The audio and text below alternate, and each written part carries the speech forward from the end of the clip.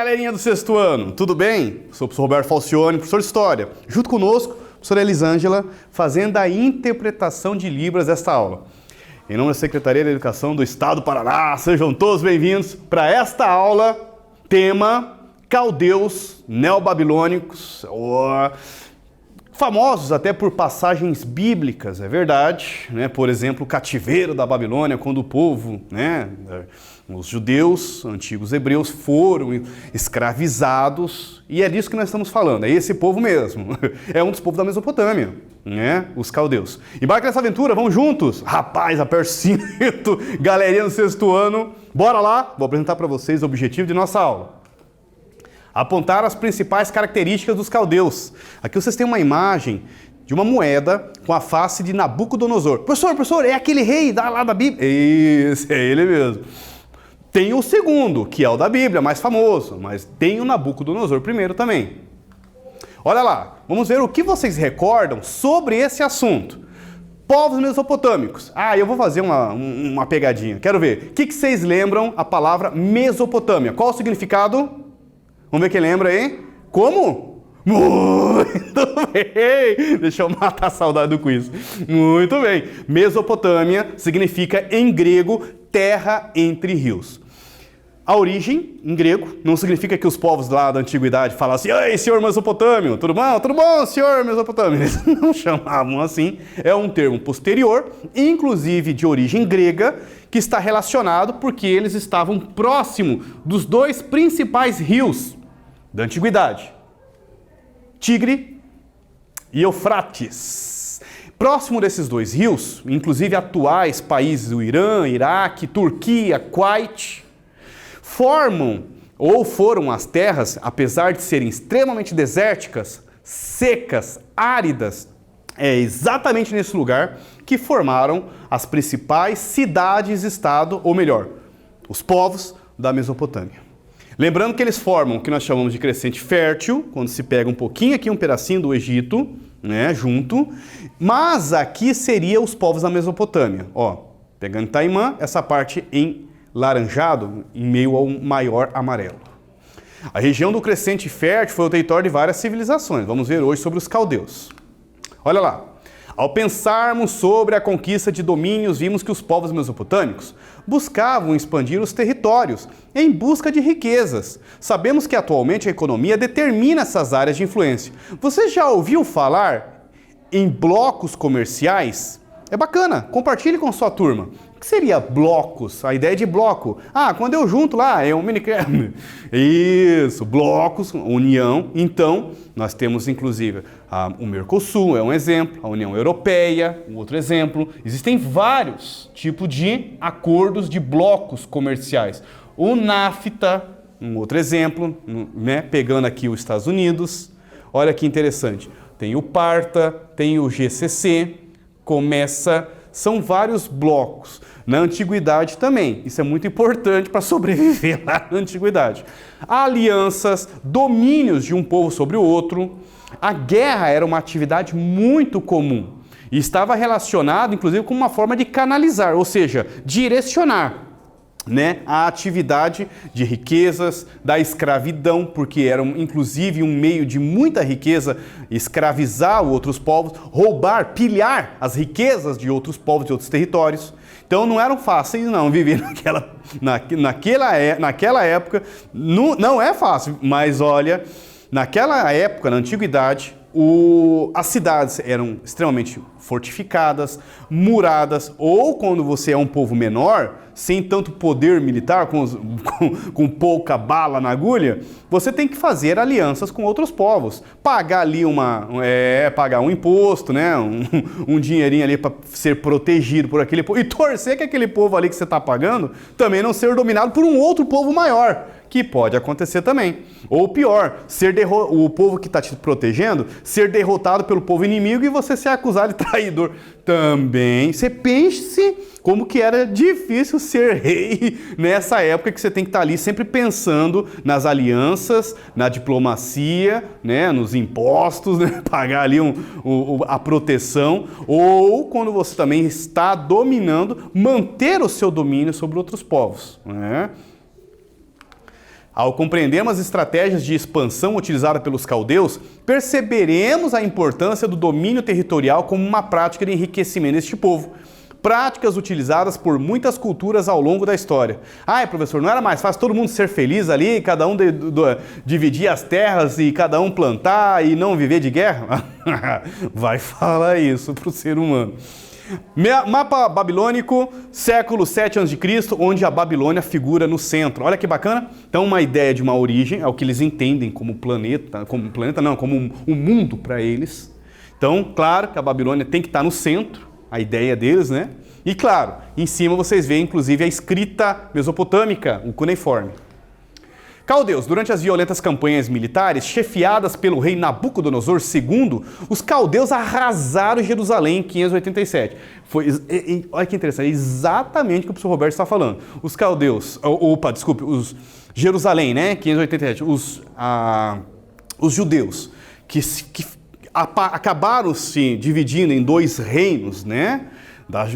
Da Judéia, e eles acabam se enfraquecendo, é o que nós estamos falando sobre quando você diminui o seu poder militar, fica vulnerável contra invasões. E é exatamente isso que aconteceu com Jerusalém, com os judeus. Eles se dividem, né, a um período da história, séculos antes, e isso enfraquece a Judéia, os judeus, que acabam sendo dominados pelos caldeus, que são chamados também de babilônios, viu, pessoal?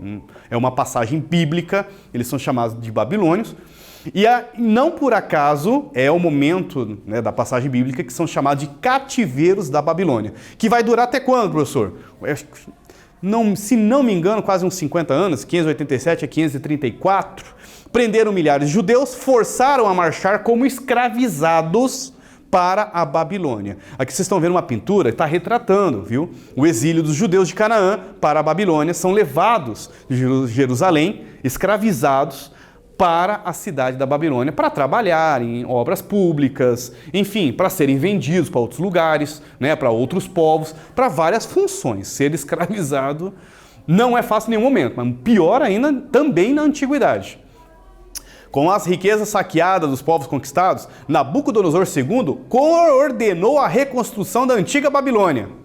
Aqui vocês têm uma espécie de um relevo, né, representando um leão rugindo numa das paredes da sala do trono de Nabucodonosor, que governou entre 604 a 562 a.C. Está no Museu Britânico. Os caldeus, ou melhor, os babilônios, né, entraram também na história com algumas passagens bíblicas que a gente conhece bem, né? Por exemplo, os famosos jardins suspensos que o rei mandou construir para sua rainha sentir-se mais à vontade. Será que é verdade, professor? Olha, arqueologicamente falando, isso é interessante nós trazermos para a nossa aula de hoje. Não tem comprovado nem aonde fica, mas é verdade. Outros povos que visitaram a Babilônia escreveram, falaram, nossa, isso é fantástico. São jardins, né, um gramado, flores, até árvores plantadas, suspensas sobre um deserto da região da Mesopotâmia, porque é uma região desértica. O que salva são os dois rios, né? E aí? Não se sabe ao certo. Agora, se você for no Iraque, é claro que tem um turismo que já é fraquíssimo, né? Porque nós estamos falando de um país extremamente envolvido com guerras, né? Nos últimos 20 anos, pior ainda, né? Inclusive guerras internacionais com a queda do governo, né? Guerras inclusive de invasões externas até. Então é uma região muito complicada de visitar, turisticamente falando. Mas se você for lá, se pudéssemos, inclusive, ir, é claro que eles vão falar no turismo, olha, aqui na cidade da Babilônia fica o jardim suspenso, mas arqueologicamente falando, não é uma certeza não, mas no turismo eles falam até onde está esse jardim aí. Mas não há provas, nem arqueológicas, nem escritas. Tem sim, algumas escritas sim, sobre algumas citações sobre essa beleza desses jardins suspensos. Cópia em baixo relevo do Palácio Norte de Assurbanipal, em Nínive, que mostra um luxuoso jardim regado por um aqueduto. Isso é muito interessante. Olha que bacana. Então pode ser que não tenha sido, inclusive, um jardim suspenso, né? Mas aqui, só lembrando, é em Nínive, é em outra cidade. Mas não era comum, pode ser que não era somente os jardins suspensos da Babilônia, o único que existia. Vamos lá? É com vocês agora, galerinha. Copie a questão e responda seu caderno. Quais foram as estratégias utilizadas pelos caldeus para se enriquecerem e ampliarem seus domínios Daqui a pouquinho nós voltamos. Corrigimos junto.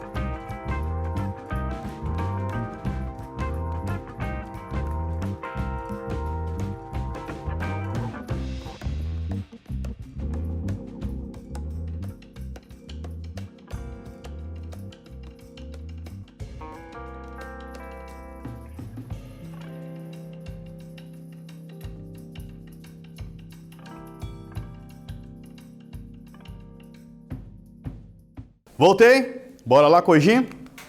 A escravidão e a pilhagem de riquezas. O que é isso, professor? Roubar de riquezas das cidades, ou seja, através das guerras.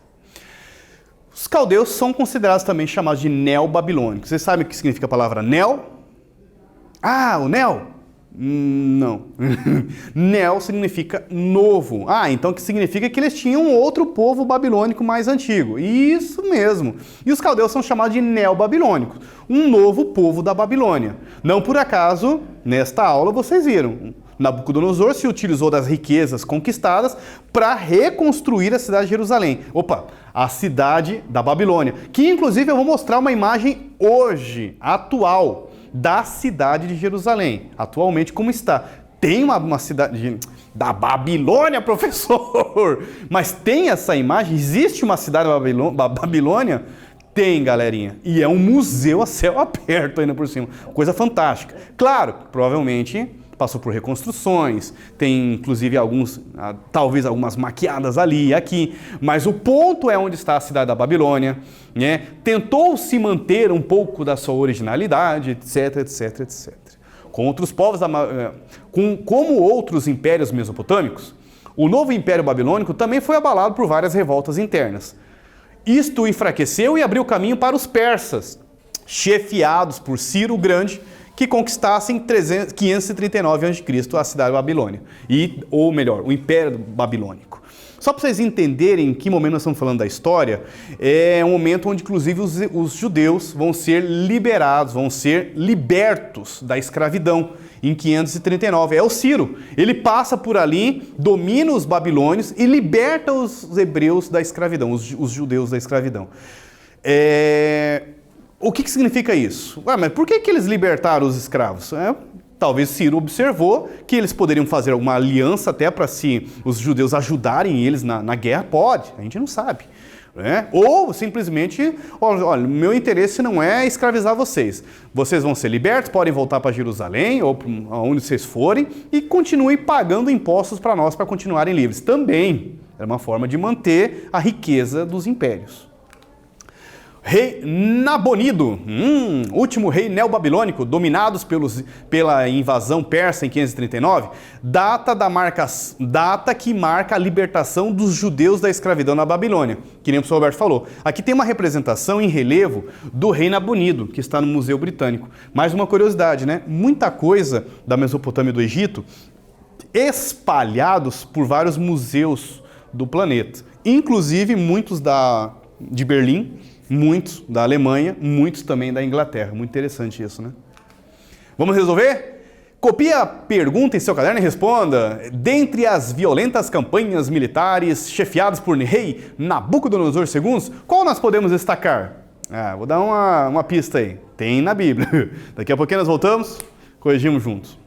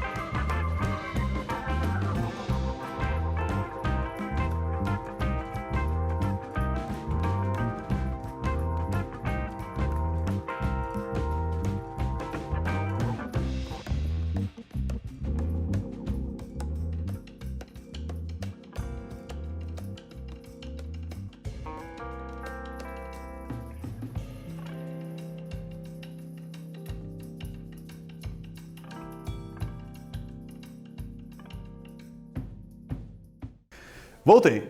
Vamos corrigir juntos?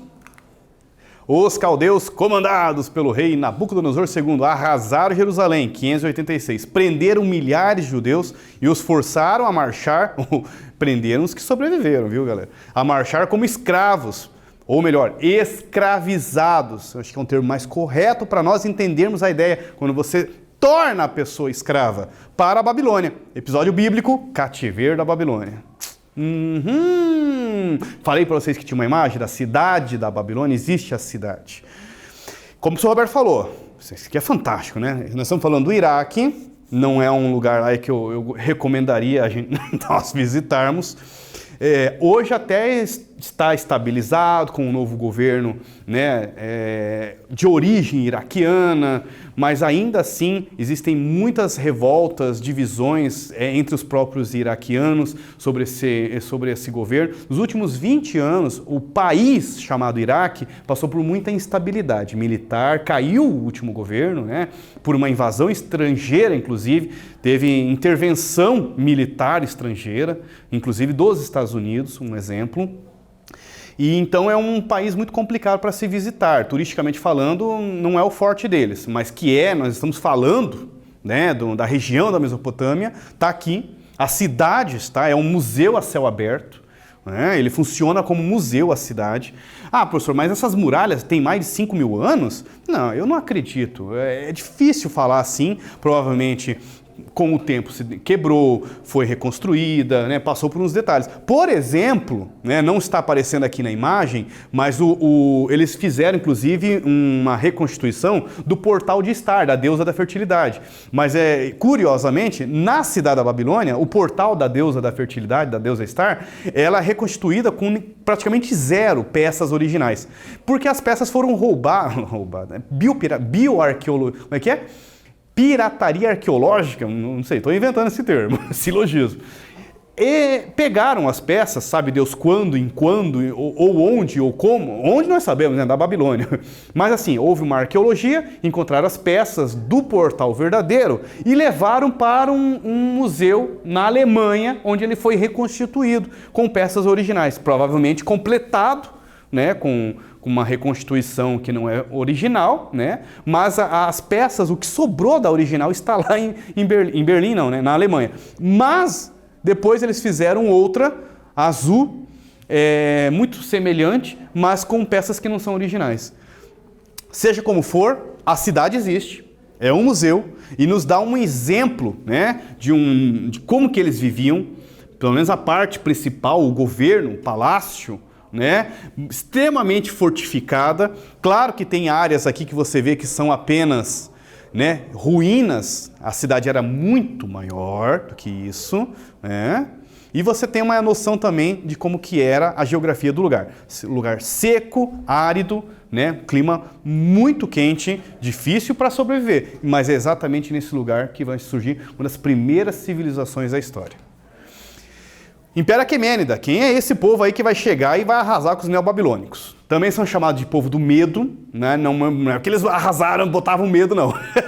É porque o nome deles era medo mesmo, né? E também são chamados de Aquemênida. Ou, melhor, entraram para a história também como os persas, quando eles dominam toda a região, inclusive Média, a palavra medo, porque tinha uma região chamada Média, ok? Os Pártia também, e se unem, os persas se unem, a palavra Pérsia também, a cidade principal era Persépolis e Passárgada, as duas principais cidades dos persas, aumenta o poder, se unem e domina depois a Mesopotâmia, inclusive arrasando a Babilônia e libertando os judeus da escravidão. Século maior extensão, século V, e eles vão exatamente parar ali, ó. O Império Persa vai até onde, professor? Olha, dominaram aqui, ó, Mênfis, Egito, ó, foram até a Líbia, norte da África, parou, meus amigos, eles pararam, sabe aonde? Na Grécia. Mas aquelas cidades da Grécia, ali os povos ali, deram trabalho para eles ali. Maratona, Salamina, Plateia, a Batalha dos 300, várias histórias dos gregos que colocaram assim, opa, vocês vão parar por aqui. E os persas tiveram que recuar por ali, eles não conseguiram dominar não.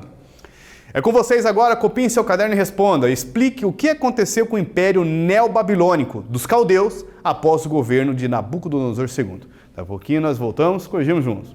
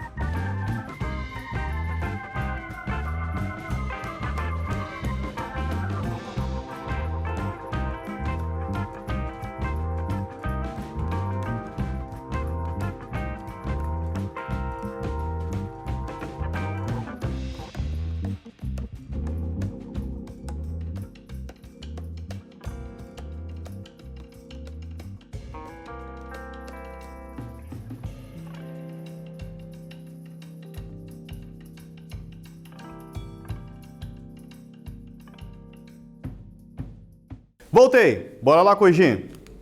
Caldeus não mantiveram a estabilidade política, econômica e militar da época do rei Nabucodonosor II. Enfraquecidos, foram dominados pela invasão persa em 539 a.C. e a região neobabilônica foi incorporada ao Império Aquemênida dos persas. Voltando aqui rapidinho, olha o tamanho do império dos persas. Dominaram Mesopotâmia, pararam aqui, pararam na Batalha de Salamina, pararam, tô brincando, pararam aqui também, né? Pararam na batalha, a última batalha de Plateia, 470, uma das últimas, né? Ali os persas falaram assim, não dá para vencer os gregos não.